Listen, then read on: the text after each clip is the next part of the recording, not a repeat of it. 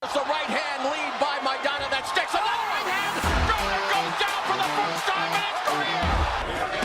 More than 2 minutes to go in this round. Anthony Joshua is a composed and ferocious finisher. Watch this. 21 knockouts in 21 wins for Anthony Joshua. The chance with the right hand. Ruiz is staggered and an uppercut, trying to hold on. Strafing right. Ruiz comes to fire back, and Joshua's hurt. Joshua goes down. Andy Ruiz caught him with a sharp left hook. Joshua's hurt. To evade. Down goes Young on a thunderous left hook. And that is the vaulted power that we're talking about. Nonito Donaire at this weight class, 118 pounds. Everybody better watch out. Who the fuck is he talking about? Oh, great shot from Fury. Terrific right hand. Oh, and down he goes! Right hand, left hand, and I don't think he's going to get up. I think it's all over. I think it's over. Is he going to get up? Can he get up? Can he get up? He does. Oh my goodness! Somehow Fury has managed to get up. The contract's been signed for February 22nd. Agree, or you will have a lawsuit on your head. You little maggot! Another 1-2. Look at Mayorga. Fights on. Let me tell you, Mayorga, this gets Mayorga into it. He just let him hit him a left hand. Look at him. Right hand. And look at Mayorga. With him in. Wow, their hip pressing is so hard. They are feeling it in Brazil. Mamma mia.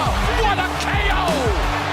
He clearly landed more power shots, and if Triple G didn't have the chin of God, he would have been knocked the fuck out. I tell you what, he could have knocked out a racehorse with that left hook. Right hand up one, and he has to come behind the jab, to get close. Oh! One punch knockdown. What a shot by the young star. This fight is over. Fantastic fitness levels here from Lewis Whitson here in his last round. Bowman firing shot. That's it. 15-12 punch combination from Duncan Davies. Terrific action in the last round, just like there was in the first three. I feel like you just fucking me with no Vaseline. Any of you radio personalities think you want smoke? Call me Mr. Chimney. I want smoke. Yes, yes, yes. What is up? What is up, MCR family? Another daily edition of the show live on YouTube. I'm Matt, the Hipster Hunter. It should be a fun show. I just got back from a 5-hour drive from the Central Valley back to LA, so I'm a little bit fried in terms of just mental, capacity. But we had some really good fights last night, or at least some good fights. Other fights were a little bit more of a joke. We're gonna get to it all. The circus show that is YouTuber boxing, and plus a lot of news to get to on today's show. I was gonna wait for maybe tomorrow or Sunday for Rob and Gary, but Gary's out of town all weekend. Rob is pretty busy and kind of sick, so I thought I just need to give you guys the news and the content as fast as possible. So guys, hit the like button, share the show, all that fun stuff. Lazy Lefty, a.k.a. 4Ben Media, saying, "You late, Matt. TikTok. I'm sorry. I was listening to the new Lil Wayne album, and I was largely disappointed. It is what it is. That one song with The Dream, that was pretty nice. But the rest, disappointing. But digressing. A lot to get to on today's show. And without further ado, let's get to the fights that were last night, because there was some really good fights. Obviously, we have the Daniel Rahman, MJ Akhmadiliev fight, and Tevin Farmer versus Joseph Diaz. Those two fights are really good fights. Not fight of the year contenders, but really high-level action that was displayed for us and stuff that we can really dissect and break down.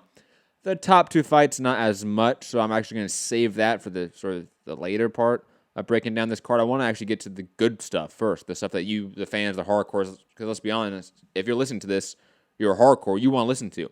I am also going to get into my gripes with the DAZN broadcast, the DAZN production value, because there was some issues on this card. And overall, my issues with this DAZN telecast when I start talking about the Jake Paul fight. Because let's be honest, that's just all going to roll into one huge rant about how I really am upset at DAZN as a consumer. But let's get to the good fights. And Daniel Rahman losing his two belts to Mirzadan Akhmadiliev was I would say shocking, but then, obviously in the previous show, Rob told us the betting odds, and Akhmadaliev was almost 3-1 favorite. So clearly a lot of people saw what maybe I was not ready to see or ready to accept, that Akhmadaliev was truly a top 5 level competitor. Add in maybe the X factors of Daniel Roman with the layoff, coming off the shoulder surgery. How would he look compared to with a really talented, undefeated prospect? I think he had some issues. I think obviously his athleticism compared to maybe the Doheny fight was, visibly different. That cannot be mistaken. However, MJ's ability to sort of throw these fast combinations, these bursts of energy, but ultimately because of that, have these long lulls of inactivity, Roman was able to really throw a lot of volume, maybe not a lot of power, but a lot of volume, a lot of body work. I thought he did an excellent job getting back into the fight after he probably dropped the first 3 or 4 rounds or so. And I think Akhmadaliev sort of had to reassert his dominance from a pure power perspective, because clearly the athleticism, the power, the strength was all on Akhmadaliev's side, without a doubt. Daniel Roman kind of got bullied in here in large aspects. His technique, his high level, I think, IQ, because I think he is actually a really high technical boxer. I think he is probably more of the lines of a Mike Garcia than trying to think of like John Molina Jr. type or Josito Lopez, right? He's a thinking man's boxer puncher. And you can tell in the mid rounds, he was having really, long periods of success against Akhmadaliev by just realizing, okay, he's going to throw a 3-piece with all this might. I'm going to just take it, and I'm going to throw 10 shots while he's tiring out. And we're going to go back and forth. And you either liked Roman's activity and volume and thought that he won the fight, or you liked Akhmadaliev's power, aggression throughout the fight. And I'll be honest, I scored it 7-5 for Akhmadaliev. I have no issue with either way. I have a significant issue with the commentary on this fight, because the level of bias that was displayed against Daniel Roman was weird. Obviously, Akhmadaliev had a DAZN sponsorship on his shorts, so hey, I'm not one for conspiracy theories, but when you have a fighter with DAZN sponsorship on his shorts, with the other fighter not, and the fighter with the DAZN sponsorship getting a lot of praise on the booth, while the champion, unified champion, gets a lot of criticism, it makes no sense. Also, I was really confused and perplexed by Sergio Mora, who's a boxer. He should not be saying this stuff. But even, the other guys on the booth saying that Daniel Roman should not have taken a tough fight. He should have taken a soft touch. And to be honest, Akhmadaliev was sort of that to a degree. He was a 7-0 prospect, great knockout ratio, was Olympian, but he was also 3-2 in the World Series of Boxing. He's also a guy that really hasn't beaten anyone at the top. So he was an unknown commodity here. So to act like Roman was so stupid for taking this fight, to me is a little bit ignorant of how good this fight was, how good the matchup is, and how we as consumers and fans don't like those soft touches. So it was just odd that Sergio Mora and the broadcast team were just really harping on Roman taking this Akhmadaliev fight, when more champions should take these types of fights. And if they lose, so what? Roman's still a top 5 competitor. He still arguably won this fight, for fuck's sake. I would love to see a rematch down the line. So it's just the broadcast, and I'm probably going to rant a lot here on this show. Apologies about DAZN here. But there were significant issues on this entire telecast, but this fight especially, in the framing of the discussion. And when you add the fact that the fighter who they were heaping praise on had DAZN sponsorships on his shorts, you can't tell me that's not odd. You have the unified champion, the matchroom fighter, not having any sponsorship from DAZN, but the undefeated prospect does? Odd. It was weird. It was honestly very odd from the framing of the commentary team. But digressing from that, the fight itself, Daniel Roman, I think if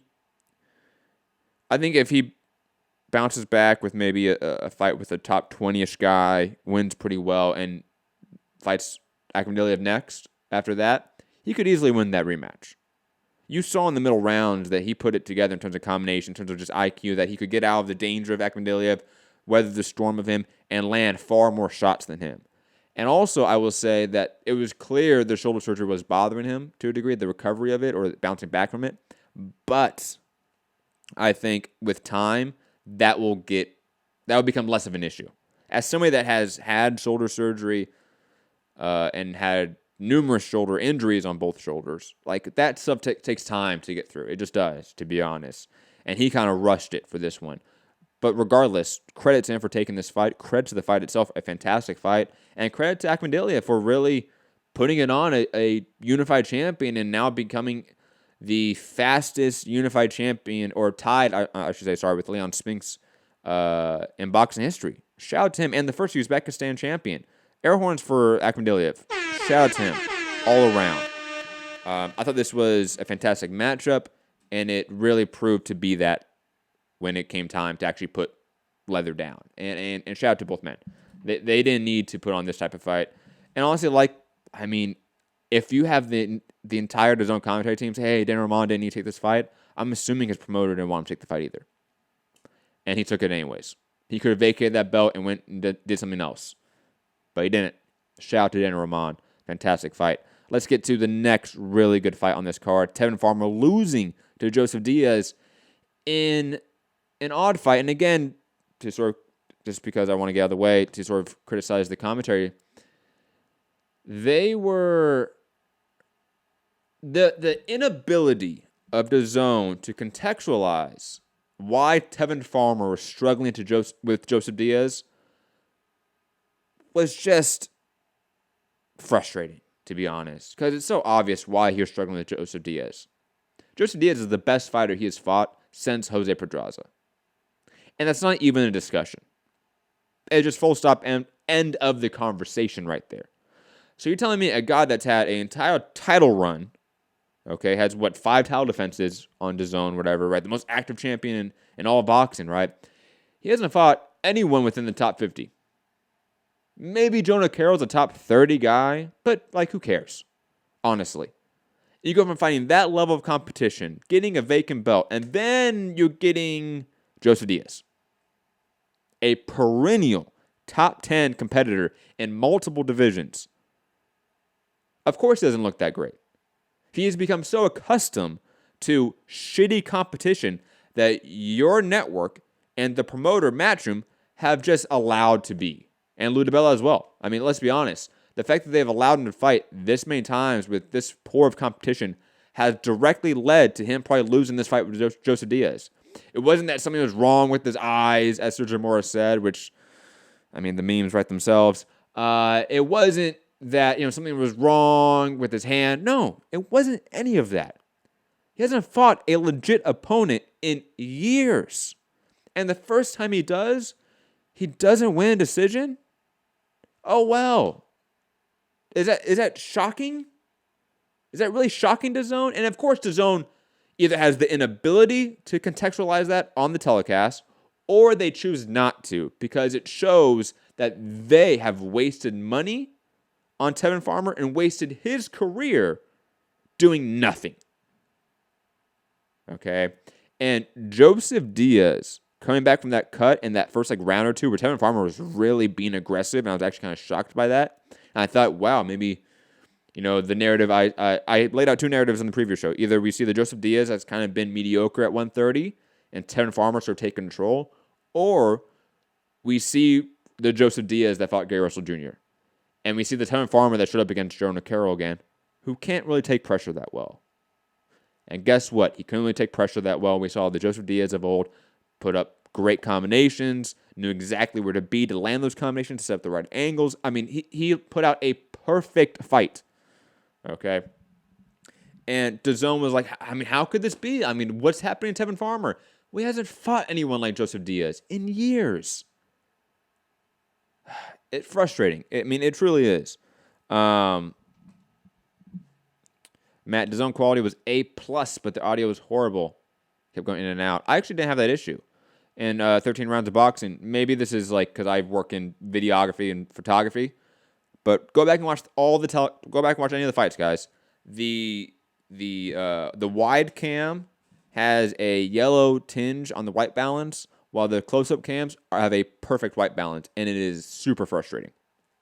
I mean, for a multi-billion-dollar company that's the Netflix of sports, you can't have all your cameras have the same white balance settings? Really? Really? I just don't believe that. And also, I don't believe that no one in the production truck was like, hey, while we're at cam B, let's fix cam A and get the white balance settings corrected. But digressing. What else? I want to see some more. Guys, I'm just solo dolo today, so guys in the chat, lay down any topics, questions, whatever you guys want me to discuss. I'm down. And to help me, please, just because for my eyesight, all caps. I'm completely okay with you guys doing all caps if you want me to read something or you want me to respond to a question or topic. Completely okay with that. If you just want to talk and conversate with the rest of people in the chat, please no all caps. But if you just want to talk directly to me for me to read something on the show, all caps, I'm completely okay with that. Juan David Hernandez and Oscar did not expect his guy to come back with the belt. You know what, Juan? Thank you for bringing that up. I was going to bring it up, and I'll get to the X and O's of the fight in a second. But De La Hoya had he had the gall to say this bullshit. De La Hoya, Diaz win shows Golden Boy is getting stronger. Motherfucker wasn't even at the fight. Right? Am I wrong in that? I didn't see him all fight week. I didn't see him at the fight. I didn't see him post-fight with Joseph Diaz at all. And this is also his fighter who was, we did a video about this, guys. Joseph Diaz went after Golden Boy for not having his back after he lost to Gary Russell Jr. So, yeah, Oscar definitely did not think Joseph Diaz was going to win this. He didn't at all. I see your question, PSK. Let me get to some of the in and outs of the Joseph Diaz fight and Tim Farmer fight before I lose track of my thoughts. Farmer, credit to him for not trying to hold the fight as Gary predicted. That's not really his style, in my opinion. He's not an aggressive or egregious holder and clincher, in my opinion. And that allowed Joseph Diaz to work on the inside. And honestly, Joseph Diaz worked everything behind the jab. His fundamentals were on point. Land to the body, landed 3s and 4s and 5 punch combinations consistently. And Tevin Farmer was trying to react to that and really couldn't.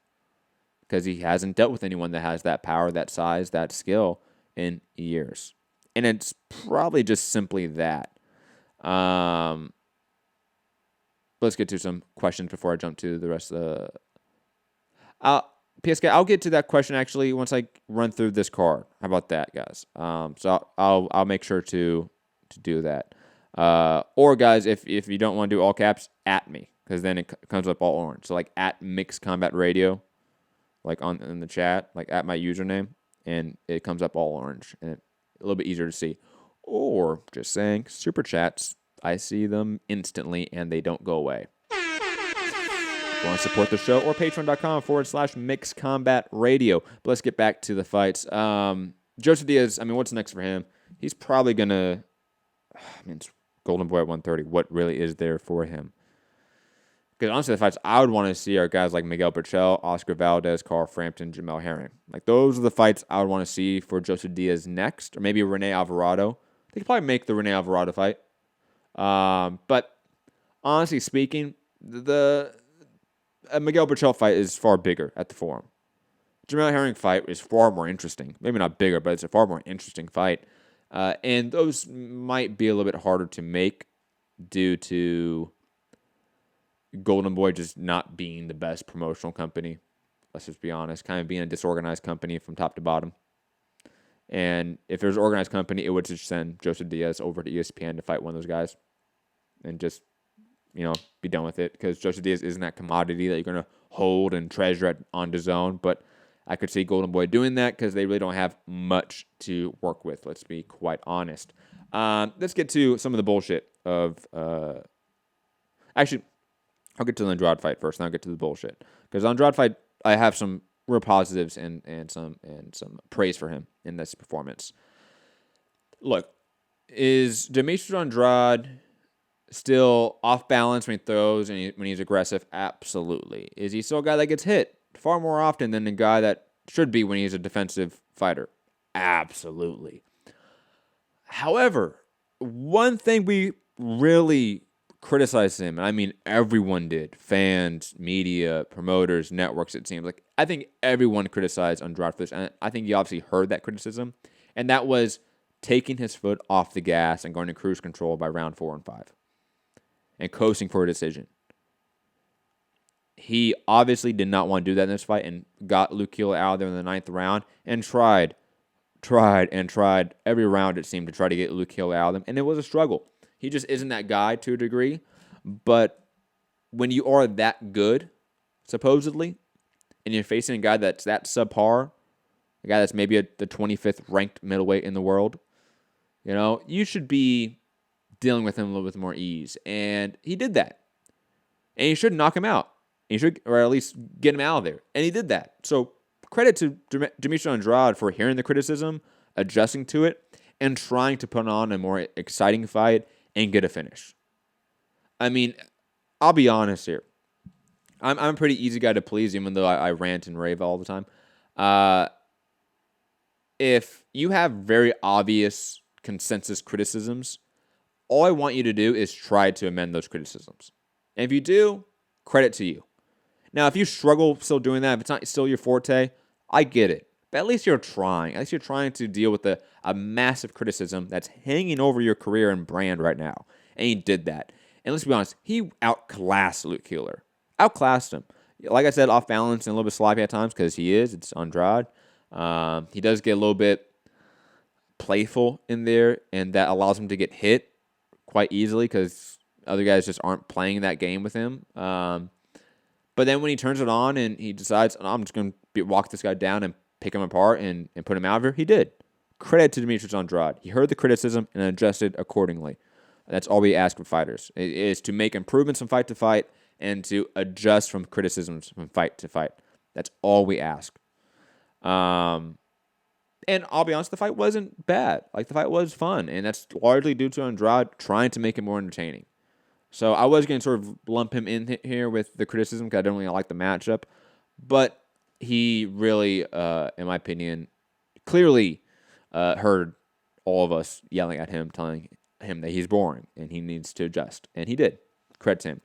Now, the bullshit fight of the card, which I'm really not going to give much time into, Jake Paul versus Anderson Gibb or Allison Gibb or whatever his name is. This is the biggest crock of shit I've ever seen in my fucking life. And I swear to God, if we still have to see this stuff like 2 or 3 or 4 times a year, I'm just going to stop paying for DAZN. Like, this is so disrespectful to the sport. I saw a lot of boxers point out rightly that, look, we have no issue with these guys wanting to box, but keep it a celebrity charity match thing. That's his own thing. Because guess what? You're Logan or Jake Paul. You're these guys with 10, 20, 30 million subscribers. It doesn't matter if you're on DAZN. You're going to go make money regardless. So you don't need us. And to be honest, we don't need you. We don't want you. So leave. Okay? The entire broadcast promotion of this event was so extremely disrespectful to Unified and world champions that I can't even begin to really dive into why this is atrocious and why this really shouldn't be accepted and why the thought of Bellator and Eddie working together on DAZN to make Jake Paul versus a guy in an MMA fight and did I say Logan Paul, some bullshit like that, some quasi mixed match event. Fuck that. Why? Because it does some millions plus views on social media outlets? Who cares? Who cares? That means nothing to me. These guys get million plus views doing jack shit. Okay? They can do 2 dudes in a cup and they're going to get 5, 10 million views. It doesn't matter what they do. So why are we acting like we need them and like they give anything to us? They don't. Okay? And let's be God fucking honest. There hasn't been one shred of proof, okay, that this has added new fans. This has added a significant amount of its subscribers to the zone. All it does and all it proves is that on social media apps like Twitter, YouTube, Instagram, they do tons of views. Of course they do. That's their fucking market.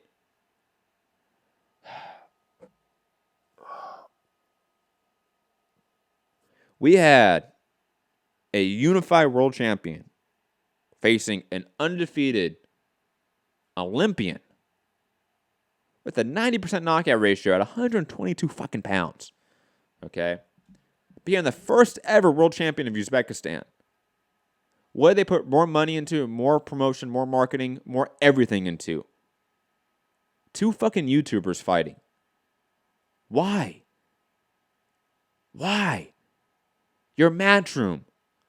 You're a very successful company. You're making millions year after year. I've looked at your financials. You guys are a very successful business outside of boxing. You guys don't need this bullshit. Okay? You just don't. If you're DAZN, show me the proof. Show me the proof. Please. Show me the God-honest proof that this has brought 300,000 subscribers. Like Eddie Hearns said. I'm tired of the bullshit talking points in front of the media. Show me proof. Okay? Otherwise, I don't want to talk to you anymore. I don't want to talk to Eddie Hearns. I don't want to talk to any of you fanboys out there circle jerking about some YouTubers fighting. I don't care. Fuck them. Fuck you if you support it. Fuck you if you put it on and platform it. Fuck all of you. Get out of my life. Okay? And stop disrespecting the men and women that are putting their bodies on the line day after day for our fucking entertainment. For them to come on here and put on some shit show for a minute. Fuck out of here.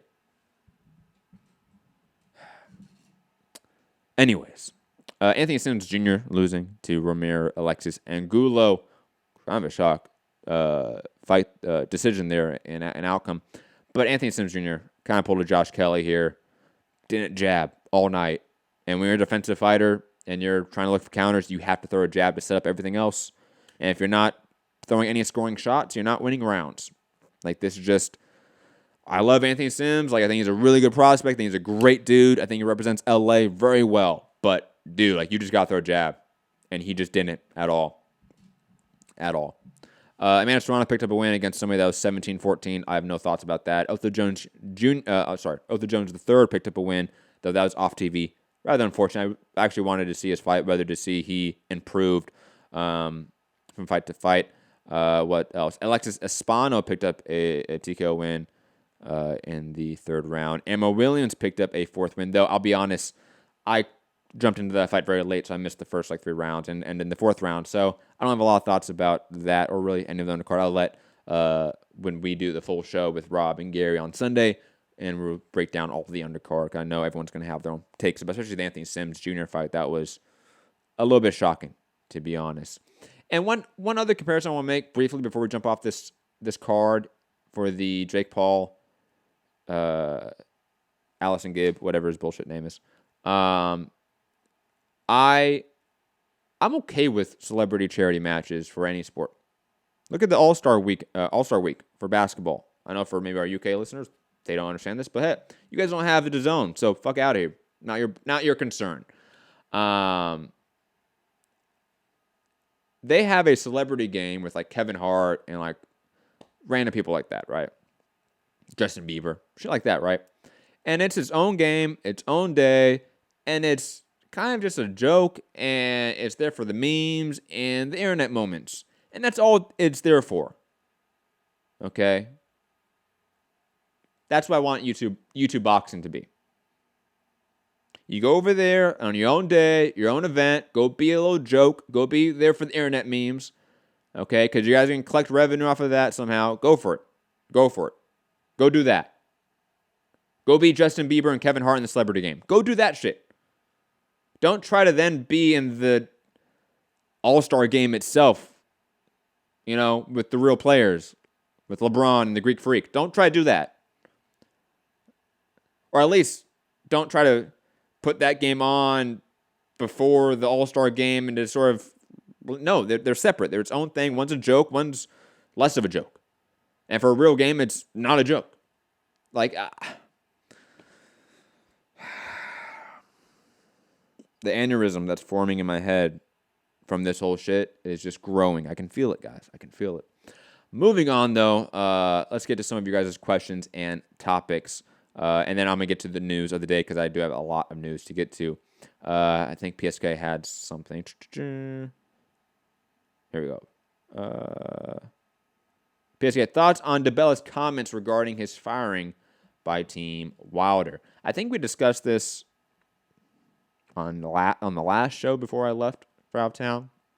At the very end, I want to say we discussed this. I kind of weaved it throughout, to be honest. I think very clearly Al Heyman did not like, or Shelly Finkel, I should say, Al Heyman and or Shelly Finkel did not like Lou DiBella setting up meetings without their okay. And I think that's bad business to a degree on both sides. I think Lou DiBella setting up that meeting without alerting them first or saying, hey, guys, can I try setting up a meeting with John Skipper? I think it's a little bit bad business, to be quite honest. But I also think that them dropping Lou DiBella is also bad business. I think both can be true here. I think, unfortunately, is put Lou DiBella, a guy that I kind of respect a lot, to be honest, in this industry, in this weird purgatory of the industry, and that's kind of sad. But I have no significant thoughts. I really don't think it's as big of a deal for, let's say, the AJ Wilder fight or anything that's real, like a matchup that's going to happen or anything like that. It has no real effect or material effect in those things. It's a topic that I know Matchroom and PBC fans and Wilder and AJ fans love to get behind, because it's, for Matchroom fans or AJ fans, it's a way to say, hey, look how shady your guys' business is. And it's like, cool, boxing shady. Yeah. Let's not look in the mirror, Matchroom and AJ fans. Let's not look in the mirror of Matchroom at all. But that's why I really don't have a lot of thoughts about it, 'cause I think it's kind of bad business on both sides, and also, unfortunately, probably something that's more common than we think. Promoters and managers falling out via something like that. I think it's probably a lot more common than we think. Heath Farley, good supporter, man. Kind of a new listener, but man, great supporter. Thoughts on PBC picking up Donaire versus Obali? Love that fight. I think it's a great fight, and I think obviously PBC had the Obali-Rashid Warren fight when Obali beat Rashid Warren. So I think they might be trying to attach themselves to Obali to some degree. And also, Donaire has worked with Richard Schaefer extensively. So that it isn't really that shocking, to be honest, that this is a PBC fight. And I also don't think it has the effects that maybe other high-level fights do when we talk about, is he with Top Rank, or is he with PBC, or is he with Matchroom, or is he with DAZN, ESPN? Like, these low weight classes, I think, largely speaking, it doesn't matter. Like, once you get below 126, networks don't care. Like, I'm just being honest. Like, networks don't care. And promoters largely don't care either, unfortunately. So, those fights, like, if we're talking about, like, if you're worried about PBC picking up Donaire Obali and how that affects the winner of that fight fighting Inoue Casamora, I wouldn't be worried about that at all, to be honest, due to the weight class.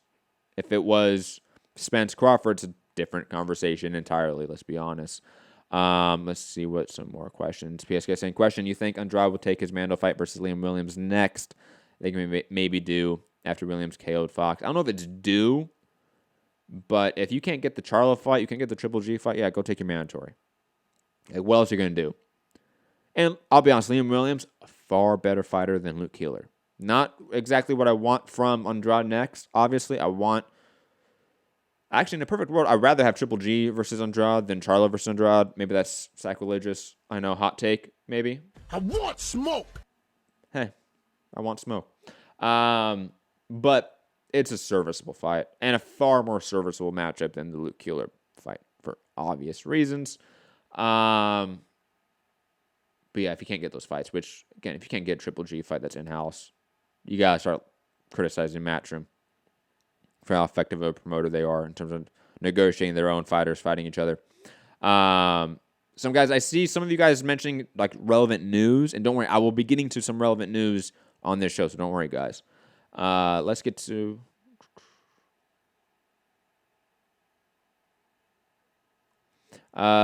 Lazy Lefty, a.k.a. For Ben Media, saying earned media and brand recognition is the most they're gaining from these fights. What do you mean by earned media? Brand recognition, I probably largely agree with you. It was funny because I was on vacation with my dad and trying to watch the fights in the middle of fucking nowhere, hotspot my phone to my computer so I can watch the fights. My dad doesn't know what DAZN is. And I had to explain to him what DAZN is and how to pronounce it and why they did that. Oh my God, it was the funniest fucking thing in the world. Trying to talk to like an almost 6-year-old about DAZN, who, let's be honest here, was created by a bunch of wannabe 40-year-old Justin Bieber lookalikes from the UK and a one billionaire from Russia. And I thought that was going to be a hip name. Shit's hilarious.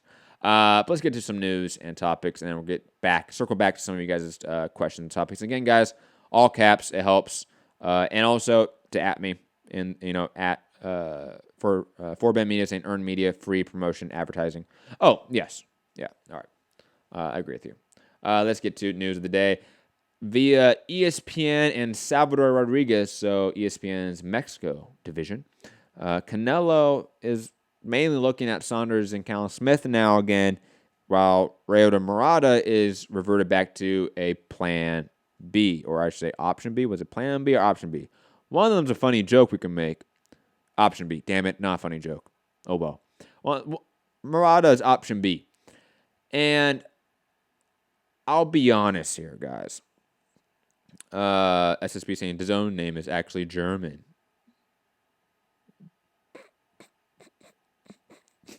Good joke there. I'm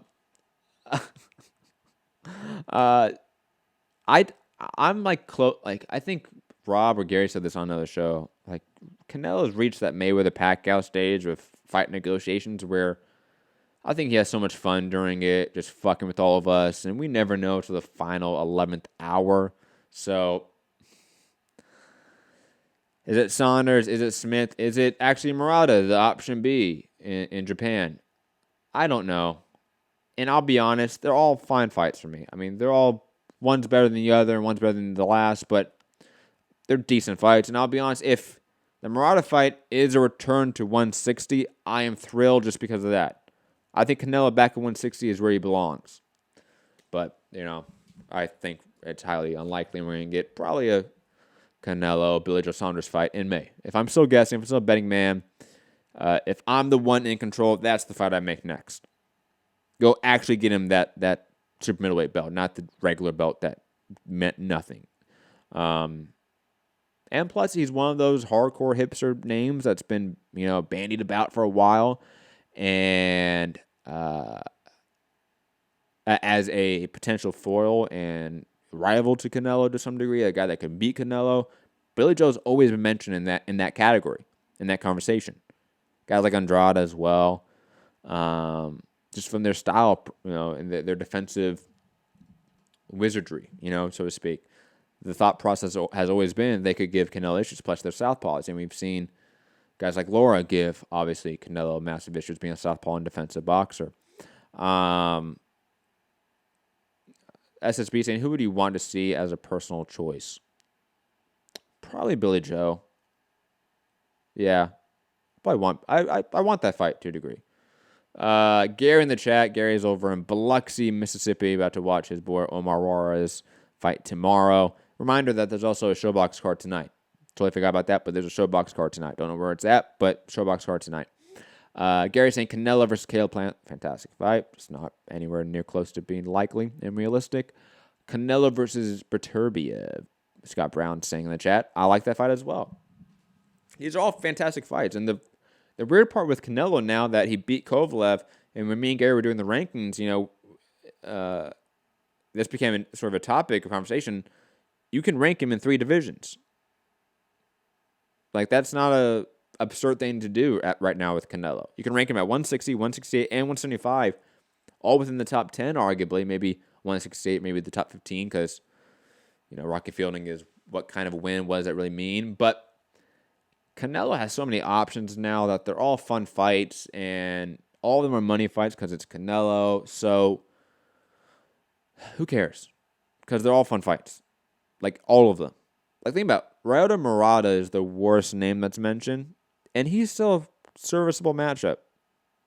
He's still better than James Kirkland or Amir Khan.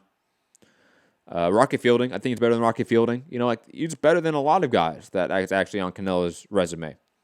So I have no issue with the options that have been laid out and the ton of other options that are on the table that are not being really talked about. Like Caleb Plant, like David Benavidez, like Beterbiev. Tons of guys that he could be fighting next. They're all fantastic matchups, even matchups, competitive matchups, and ones that are legacy defining. Like, Canelo is now on that like last third of his career. Not like his last half, but like his last third, a la Mayweather, where he just fought like name after name after name after name.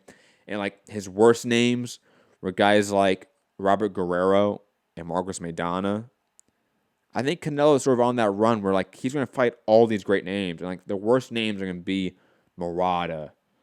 Who at like 175 could be a really bad fight for him. Or in terms of like, we really don't care, like Murata. I don't know, but digressing. I think you see my point. Canelo versus Gervonta Ramirez from Rubisky. Ooh, it'd be fun. Yeah, see, all these fights are fun.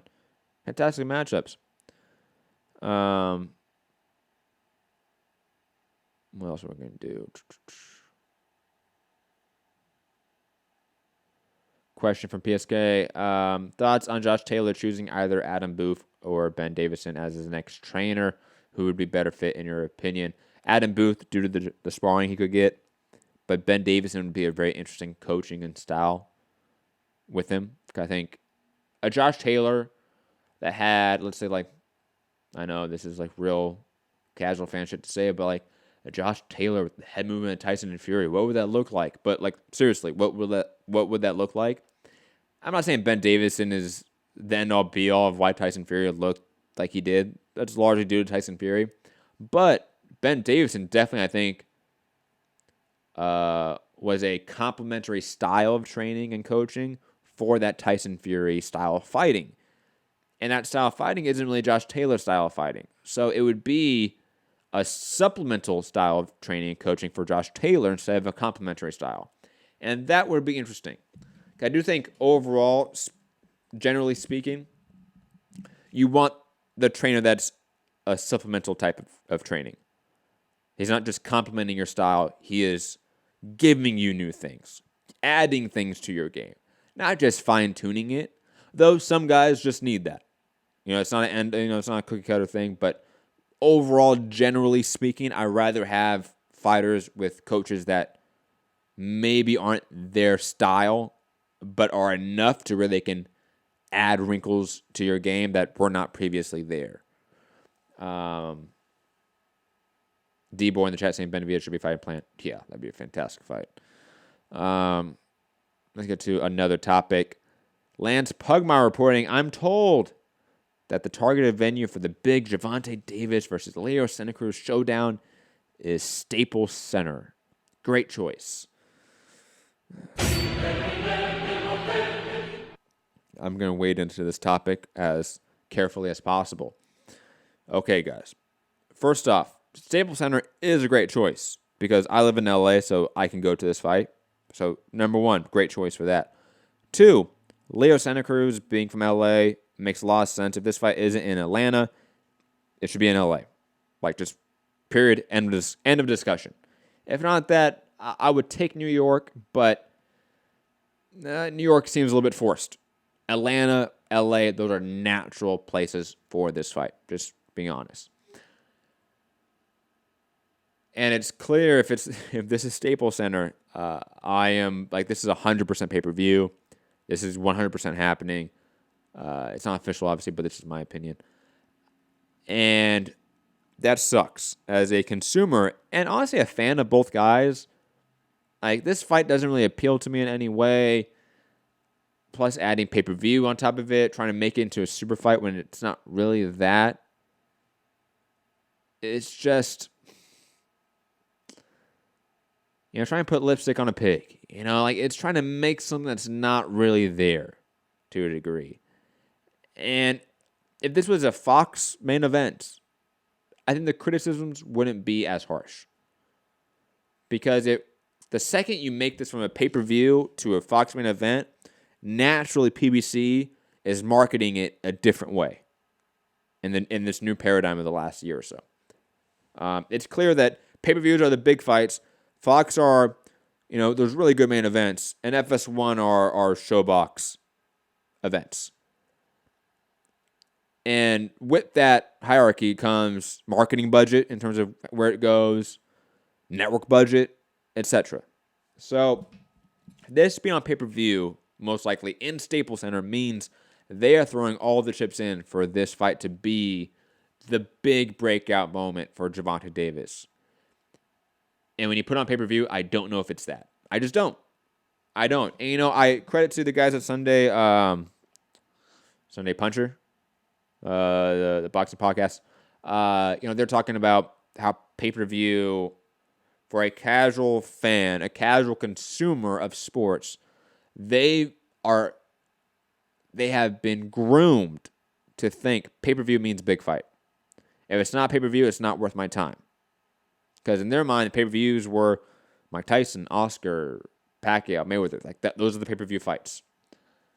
But the problem is that in today's age, you have devalued what a pay-per-view is with the Crawford Postals, the Crawford Khans, the Spence Garcias to a degree, right? You have devalued what a pay-per-view means, what it is, how big of a stars can be on pay-per-view, to where I agree that for a casual consumer, they view pay-per-view as the big fights, but they have now been also groomed to think not all pay-per-views are the big fights. And with the UFC coming in town the last 20 years, the paradigm has shifted as well. The casual sports consumer, not the casual boxing consumer, the casual sports consumer is also thinking about UFC and those pay-per-views and watching those cards, watching the McGregor-Cerrone fight. Am I going to watch McGregor-Cerrone or Wilder-Fury 2? What am I going to pay my money on? If you don't think the casual sports consumer that only knows big names and that's it, and maybe like one quotable and that's it, it does matter. And Gervonta Davis, Leo Santa Cruz is not that yet. These are not pay-per-view draws. It's also a fight that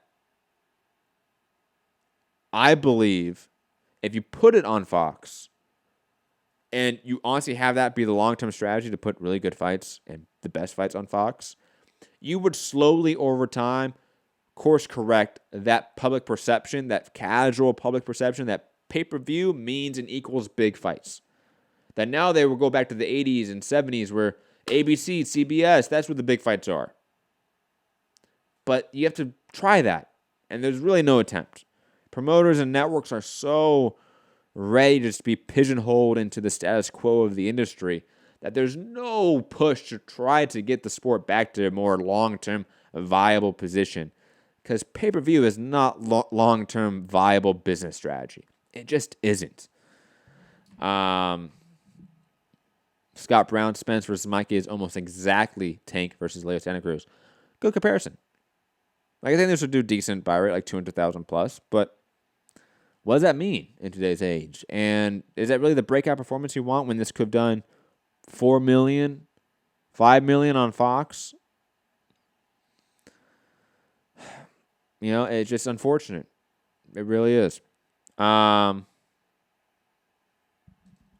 Moving on. Andy Ruiz with a message to Dylan White on Instagram. Quote, "You didn't want any smoke, so I moved on to the next opponent. Big announcement coming soon." With a picture of Dylan White being knocked out. Any of you radio personalities think you want smoke? Call me Mr. Chimney. I want smoke. So, look. I really don't care about who's ducking who, but I mean, to be honest here, I was talking to Rob off air about this, but Dylan White's probably got a similar offer for the Povetkin fight. And it's a less dangerous fight, still a top 10 guy, and he's choosing to fight him instead. And do I fault him for that? No. Andy Ruiz is coming off a loss. Povetkin isn't. You know, like, I'm okay with White fighting Povetkin instead of Andy Ruiz. I'm fine with it. Is it the end of the world? No. Is it not the fight I want in terms of White Povetkin? Yeah, but it's not a bad fight. And I think that's clearly what happened here. I'm guessing here, pure speculation. And plus, again, I really wasn't high on the Andy Ruiz Dylan White fight. I just didn't think it makes sense at this time. And speaking of heavyweight fights, Alexander Usyk versus Derek Chisora back in play for March, writes Jake Donovan of Boxing Scene. I really want Usyk versus Joseph Parker, but I know a lot of fans want Usyk versus Chisora because, just being honest, it would be a more entertaining build-up to the fight. But I do think it doesn't answer as much as I think we want it to. Chisora's power is, I'm not going to say overrated, but I don't think it's going to play a factor as much as people think it will. And I think Joseph Parker is a far better boxer than Chisora. So that would have been interesting to see. Moving on, Nayao Inoue, unification bout, John Rayo Casamora set for April, writes Dan Rayfield. I believe they had a press conference yesterday in Japan. Friday in Japan, but it was yesterday for us, I want to say. Good. I love this fight. Unification. Fun matchup. Casamora looked fantastic. Was it versus Marlon Tapales? So, yeah, I'm all for Nayao Inoue versus Casamora. Fantastic matchup. I'm leaning Inoue here. I think he's just obviously the better technician. But let's be honest here. He's coming in off of a orbital fracture and a broken nose, I believe, is what he had in total. Did he have broke his hand as well? No. I don't think he broke his hand. I think he just either broke his nose or fractured his nose, and then he fractured his orbital bone. But for him to come back from that right into a unification with Casamora, who's looked fantastic lately, the balls, the cojones on Nayao Inoue. Credit to him, man. Credit to him. Too bad this is in Las Vegas, though. I really wish this was in LA and not Las Vegas. I just don't see why this is in Las Vegas, other than a site fee, which it's probably why it's in Las Vegas. Beterbiev, Fanlong Mang fight finalized for March 28th in Quebec City. I know a lot of people hate this fight. I love it. Love this fight. After it came out, obviously, that the Rock Nation's part of the bid for was Lovejoy Sports Entertainment on behalf of Fanlong Mang, they either defaulted on the bid or they didn't actually end up bidding on it. It then went to Artur Beterbiev side with Jan Von Mitchell and is now being put in Quebec City. And regardless of that whole mishap with the whole coronavirus, this fight probably was going to get postponed and canceled if it was in China. So good thing it didn't end up being scheduled for China, because I think we would have had a Jose Ramirez, Victor Postal-like situation, which would have been unfortunate. Where now we're looking at Jose Ramirez and Victor Postal going, what is happening with that fight? Where is that fight going to end up? That probably would have happened for Beterbiev, Fanlong Mang as well. And plus, I really like this matchup. I mean, for a mandatory, it's an undefeated prospect with a great knockout ratio, coming from a great market in China. I'm excited. I'm excited to see if we have all of a sudden a new Chinese star. Because, hey, that could happen, guys. I'm not picking Mang, but if he was to come in here and beat Beterbiev, we also have a Chinese superstar on our hands. And if Beterbiev wins, I mean, he continues on his role of just beating great opponents and solidifying his status as the number 1 light heavyweight in the world. So I'm completely in favor of this fight. Robisky saying never heard of Fanlong Mang, but I'll definitely be watching. Watch some tape on him. He's a fun fighter. Good knockout ratio, too. He's not... I think Beterbiev is, by far, especially after the Vajic fight, the better technician. But Mang is a bruiser. He's going to come in there and try to go to war with Beterbiev, and that will be interesting. I'm excited to see that. Scott Brown saying we need Bivol Beterbiev soon. Agreed. That fight needs to happen for the culture. It just does. Let's move on. Teixeira versus Castano reached terms for a fight. Avoid purse bid via Jake Donovan, and it was later also reported by Mike Coppinger. It would be in April, May on DAZN, interesting, and promoted by Golden Boy. Castano, obviously, with PBC. PBC sending over Brian Castano to DAZN and Golden Boy for that fight. Good to see. And also probably in line with the idea that your big stars don't get sent over. Your middling stars or guys that aren't stars, they get sent over for title shots. And that's not an issue. A la Brian Castano here with Teixeira. But should be a fun fight. Cannot wait to see Castano get the belt because let's be honest, he's just a better fighter than Teixeira. He's just a better technician. His shots are way more compact. His combinations are more compact, more crisp. I think he has more power than Teixeira as well. But Teixeira did show a lot in that Carlos Adames fight. But just Carlos Adames a little bit more of an unproven commodity as well. While Castano arguably beat Aslan de Lara. That's massive, guys. Let's not forget how amazing A, that fight was, and B, how Castano arguably won that fight.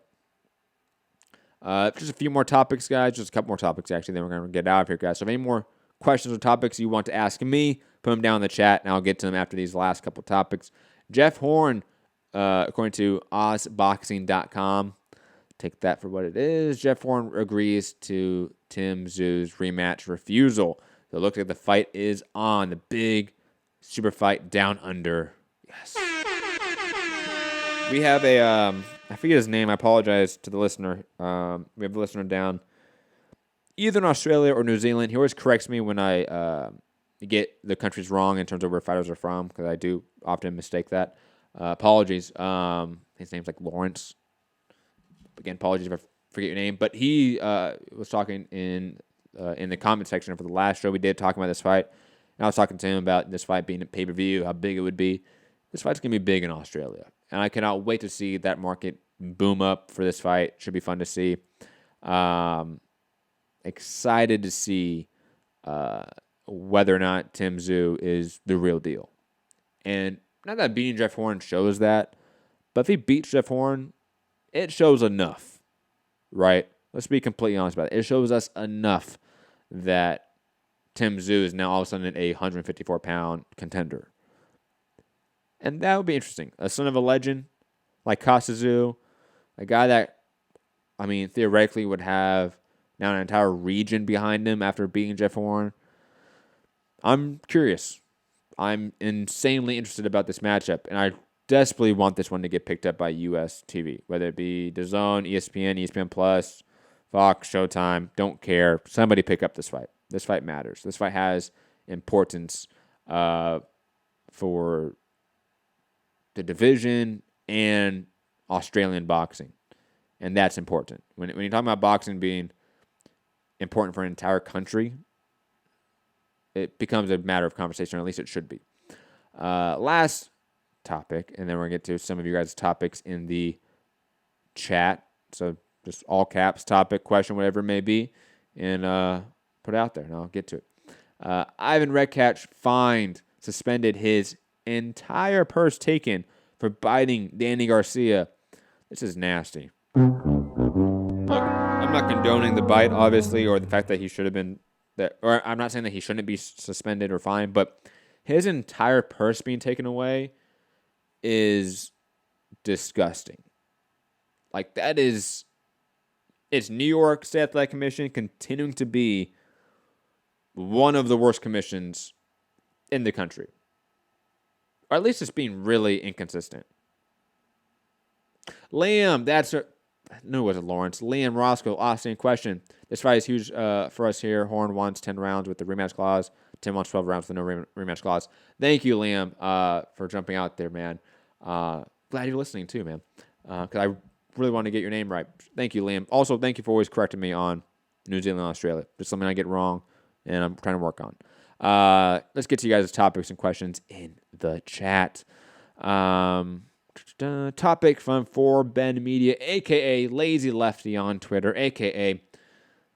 the retweet champion, or franchise champion, I should say. Sorry, that matters. Top Rank loses purse bid for Taylor Konsong. I believe we talked about this either on the last show or the show before that, but the ultimate petty move of promoters, because it's PBC, versus promoters.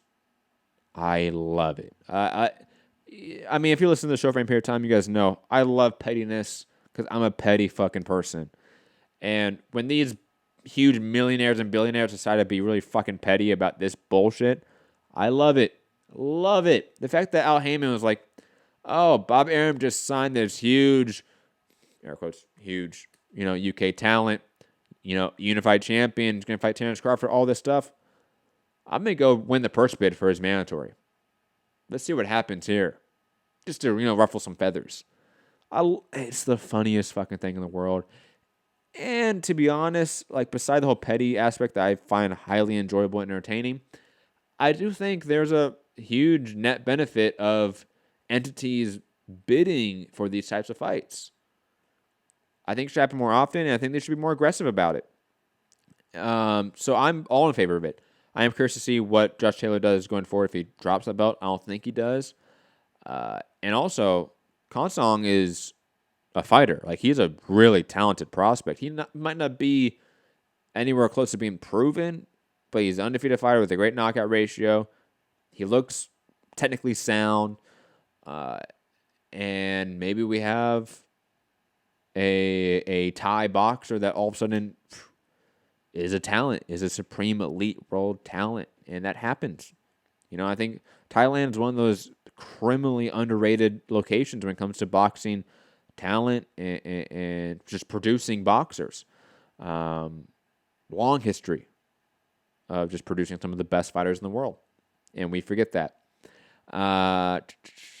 What else? Chase reverting back to the Ivan Redcatch whole purse, shaking my head. Yeah, sad. It is, man. It's a guy just went into debt fighting. Think about that. He fought Danny Garcia, top 6 guy in the world, former 2-division champion, former unified champion, and he went into debt fighting him because he was stupid and went Mike Tyson and bit Danny Garcia. I'm not joking. He literally said, he yelled out Mike Tyson as he bit Danny Garcia. So, yeah, fine him $10,000, suspend him for 6 months or whatever, but dude, you're taking away his entire purse of $100,000 and you're suspending him. You're taking away his entire livelihood. He's now in debt because of you. Leonard Sterling has Prelo versus Bartholomew been confirmed. Showtime next headline fight in March. Is Heyman been too kind to Steven? I don't think that Bartholomew fight has been confirmed. I don't think it's been confirmed. Don't quote me on that, but I don't think it's been confirmed. And has Heyman been too kind to Steven? Well, I think you're obviously asking that in a sarcastic manner, Leonard. I think there is something there, man. Obviously, there is no way that they're all singing "Kumbaya" around the campfire right now. Showtime, Fox, and PBC. There's no way. That's just ridiculous. And Scott Brown saying that is an excessive penalty if true. It is true. Michael Woods obviously reported it from New York Fights and SiriusXM. And, not SiriusXM. Wait, is he on SiriusXM? Forgetting. And also, Gray Johnson, the chief editor over at BoxRec, he confirmed it as well.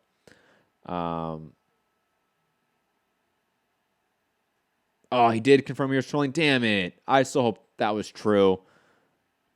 Danny confirmed on the DAZN YouTube preview show that he was trolling when he said Ivan shouted Mike Tyson, we bit him. I'll be honest, he should never have said that. That made the story 10 times more memorable. was the idea that Ivan Red kept yelling Mike Tyson as he bit someone. Damn, that actually really upsets me, PSK. You just ruined my fucking day, man. Any other topics? Let me sort of roll back here, see if we have anything else I missed. If you guys have any more questions, drop them in the chat. Otherwise, I'll be heading out here rather soon. And for those that are listening right now, hit the like button, share the show, subscribe. Patreon.com/Mixed Combat Radio. We really don't make any money on this show. We don't have sponsors. We don't have advertisers. Mainly because A, it's a pain in the ass to get them.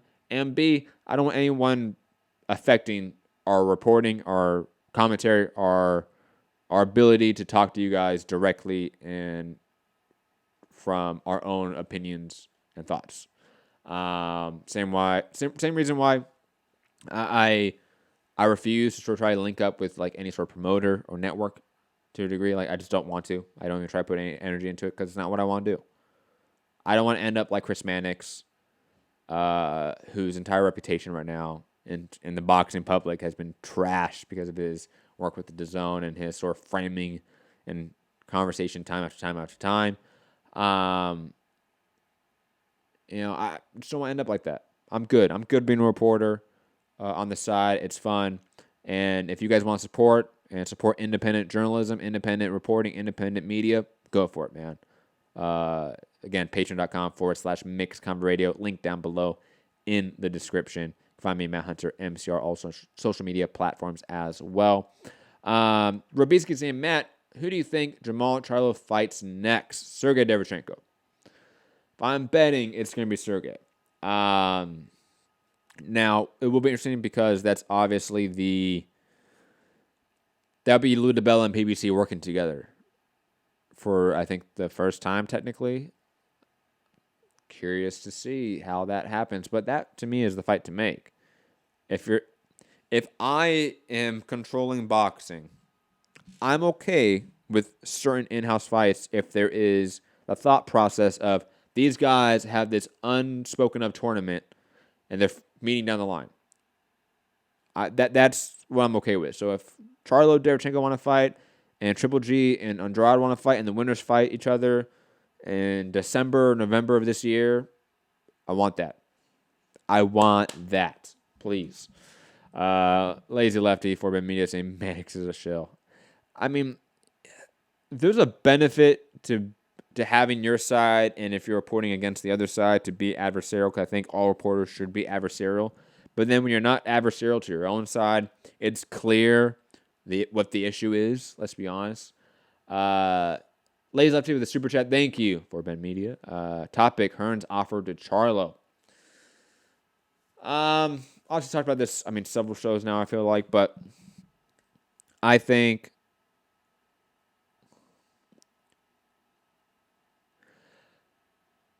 I'm of several mindsets. Look, I believe that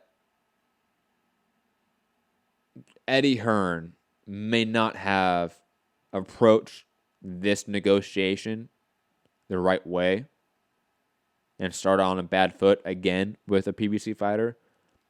However, if you're Charlo, if you're PBC, if you're Tim Smith, Al Heyman, why are you so against having this conversation with them? I fundamentally don't understand the anti-competitive isolation mindset that these conglomerates have right now. And by conglomerates, I mean DAZN, Matchroom, Golden Boy to a degree, PBC, Fox, Showtime, ESPN, Top Rank, and Queensberry, right? Now, obviously, there's fights that they make. There's fights across the aisle. We just talked about one. Teixeira Castano. That's a fight across the aisle, right? There are fights that happen that do cross aisles. Let's not be ignorant of that. But however, we do know that that's not a common thing. That's something that they do when it's assets, it's fighters that they really don't value, a la Castano to a degree. Or it's when they're forced to. And, purse bid scenario with Josh Taylor, another scenario that I think is, fits into the forced situation.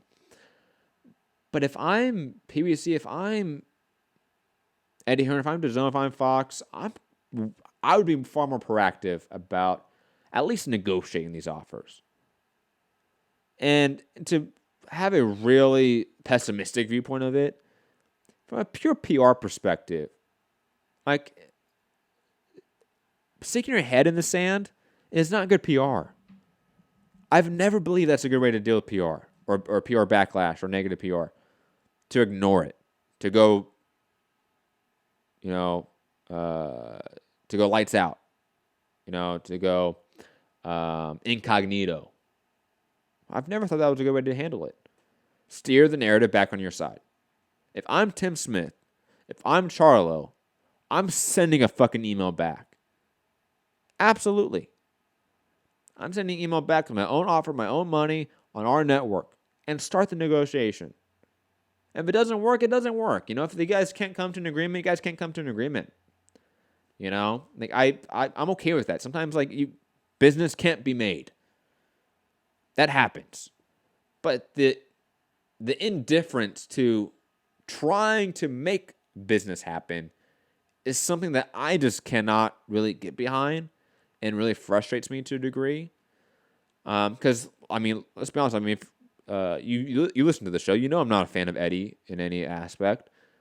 I'm here to completely shit on promoters. But Charlo, give me the ammunition to shit on Eddie Hearn. It's not that hard. And I'm thinking from a pure pessimistic standpoint. But from an optimistic standpoint, you guys can do business together, make money, and everyone's singing Kumbaya around the campfire. This can happen. It's like the conversation I had maybe about pay-per-view on another show, right? And somebody in the comment section was like this is it. There's no way to get to that. Everything's behind a paywall now. You gotta get past it. I said, look, you can get every stick and ball sports when it comes to playoff season, championship game. They get 10 to 50, 60 million views every fucking time. You cannot tell me it's impossible to put Jamal Charlo, Demetrius Andrade on Fox in front of 10 million people and, advertisers love it and it started a trend. You can't tell me that. You can't tell me it's impossible to do that. I don't believe it. If anything, Fox boxing as a whole has proven if you push something the right way, push all the buttons, you can make something. You can make something out of nothing. You really can. And Charlo Andrade is not nothing, too. And Lazy Lefty, 4-Band Media in the chat saying, too much money on the line. They're trying to end each other. Remember that vid I posted of Hearn saying he wants to spend Showtime out of business. No, I get it. But I also think that's a real anti-competitive mindset to have from a business perspective. They can work together and make money still. You know what I mean? That's... If the argument was, hey, you either work with PBC and Fox to make that fight and lose money, or you go fight these other fights on DAZN, they're in-house, and you make money. That's just not true. You're losing money on these Andrade Keeler fights and Andrade Walter Katandoka fights, guaranteed with this payout. Okay? And with the little you're making in gate revenue, you're not making money. So you can't honestly say that making a Charlo fight on Fox or working with them is going to make you less money because there's more hands on the jar. It's not. It's fundamentally not. Mad Dog saying PBC does not send their top-tier fighters to other networks. Yeah. No one does. No one does. This isn't a PBC issue. This is a...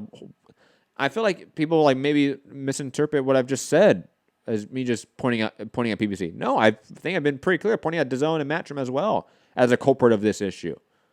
And if you want to take it outside of Charlo Andrade as a sport issue, Top Rank has this issue, ESPN has this issue, Frank Warren has this issue, every fucking one has this issue. Okay?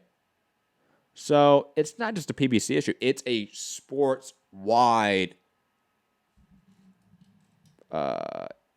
crack in the system that allows these fiefdoms to form, to consolidate what they have. Mine. Give me. No, you can't have this. Stay over there. You can have this little crumb. Take that. And they all act that way. You got to fix the fucking system here at some point. I don't know what that looks like, but you have to. You have to get from point A to point B because point A right now fucking sucks. And it's directly leading us to not getting good fights. When there's money on the line, these networks, I think, actually do want to work together in some fashion. So, fuck, get over it. Get over it. Start working together. Start making deals.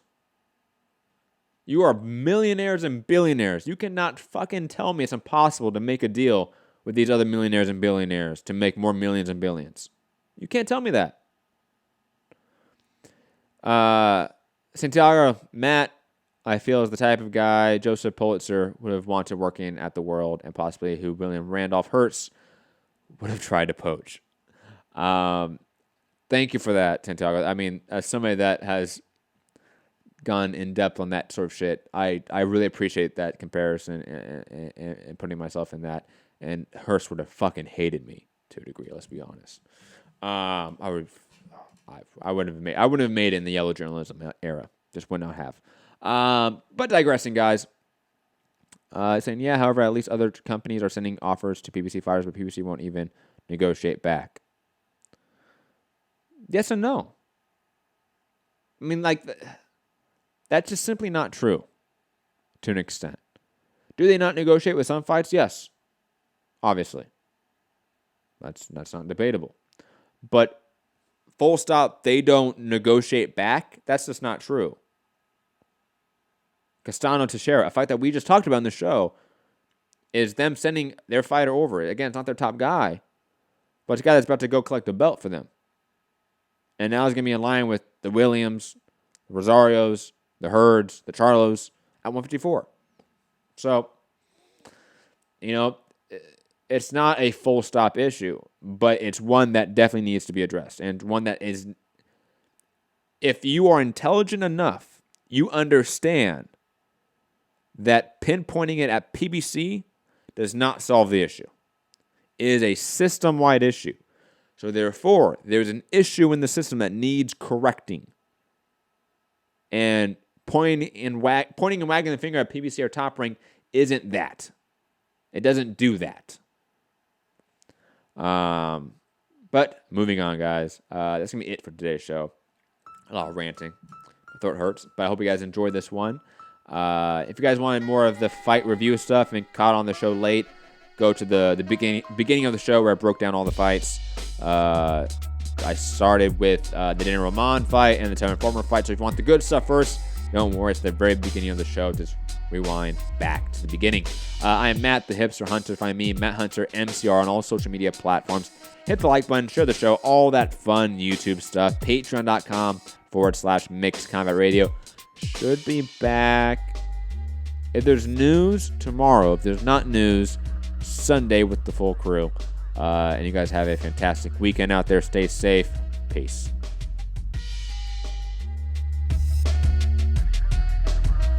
I am Phil.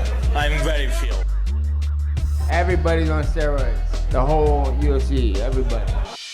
That's fucking illegal. You know, they're selling you all wolf tickets, people. You're eating them right up.